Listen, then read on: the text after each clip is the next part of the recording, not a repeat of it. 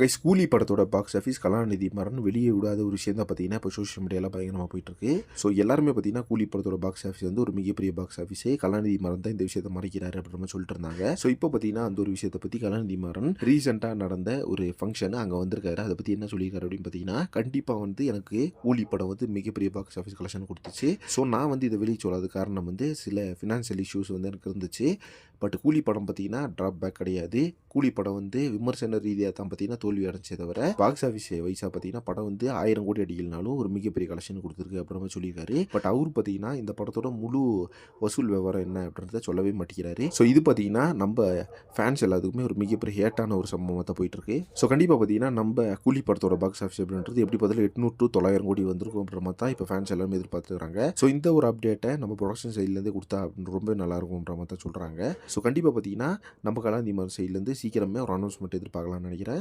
So Jailer 2 படத்தோட ரிலீஸ்க்கு முன்னாடியாவது கூலி படத்தோட பாக்ஸ் ஆஃபீஸ் பற்றி ஒரு அப்டேட் கொடுத்தாருன்னா நல்லாயிருக்கும். ஸோ வெயிட் பண்ணி பார்க்கலாம். அதே மாதிரி நம்ம கூலி படத்தோட பாக்ஸ் ஆஃபீஸ் ரிப்போர்ட்டு, கூலி படத்தோட அடுத்தடுத்த அப்டேட்ஸை பற்றி நீங்கள் தெரிஞ்சுக்கணும் அப்படின்னா நம்ம சேனலை மறக்காமல் சப்ஸ்கிரைப் பண்ணுங்கள்.